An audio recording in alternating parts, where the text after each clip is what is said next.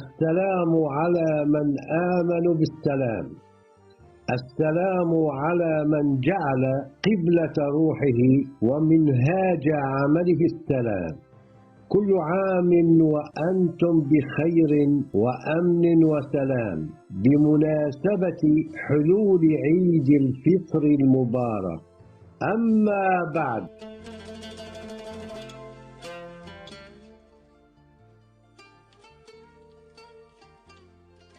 أيها الإخوة والأخوات، إن الإنسان في جانب أصيل من جوانب كيانه الروحي إرادة وعي وتطلع إلى الحق، وقد يميل بنا الظن إلى أنه تطلع إلى الحقائق كلها ورغبة نهمة في معرفة كل شيء.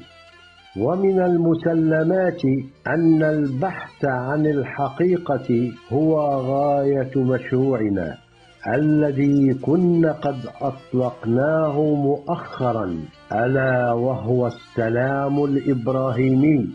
فهي بالنسبة لنا قيمة مطلقة تماما كالخير والجمال، خصوصا أنها قد تلتبس أحيانا في الأذهان وتختلط بالواقع. فمن الحقائق التي لا يمكن أن تغيب عن أذهان العالم كله هي أن مدينة حلب وحدها دون المدن السورية كانت قد استضافت 12,000 لاجئ يوناني هربوا من ويلات الحرب الكونية الثانية في بلادهم في القرن الماضي.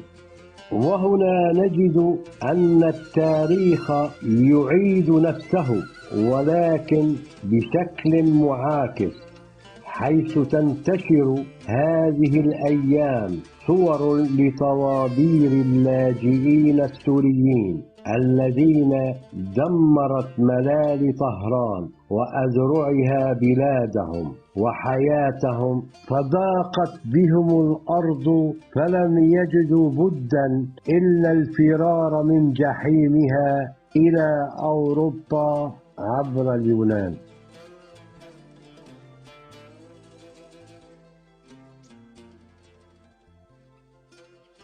أيها السوريون في كل مكان، لقد ثبت لنا وللعالم كله بعد كل الحروب التي شهدتها سورية ودول أخرى أن حاجة الإنسانية إلى السلام غريزة فطرية وضرورة بشرية ومصلحة شمولية، إذ لا بناء ولا إعمار ولا رقي ولا ازدهار ولا تنمية ولا ابتكار إلا به، وبضده الدمار والتبار والبوار. وإن من النعم الفرائد التي أنعم الله بها على وطننا أن جعلها مهدا للسلام ورائدة لنشر التسامح والوئام، وراعية لنقطة الوصل بين شعوب العالم وأهل الشام. فالسلام الإبراهيمي لا غيره الذي سيحسم شرة صراع الحضارات وينتشل الإنسانية من أوهاق البغضاء والشحناء إلى مرات التوافق والصفاء والسلم والوفاء. فهل رأت الدنيا وسمع التاريخ بمبادئ ومثل أخلاقية وسلوكية أشمل وأكمل مما جاء به السلام الإبراهيمي؟ وهل يعي ذلك دعاة العنف والإرهاب وأصحاب النشاط الإجرامي؟ بل إن من الفرق التي ألصقت بالسلام الإبراهيمي دون إرواء أو إحجام، وكانت مثار التوجس والخوف منه اتهامه بأنه دين جديد وتلك أكذوبة ظاهر عوارها ويفندها أوارها.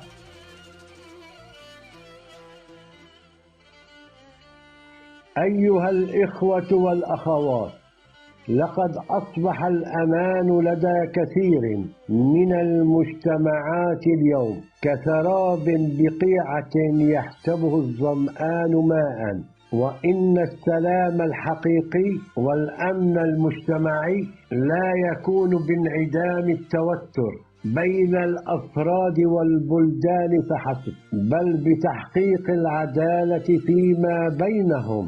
ولن يسود السلام الإبراهيمي هذا العالم إلا بإقامة الحق والعدل وإعطاء كل ذي حق حقه.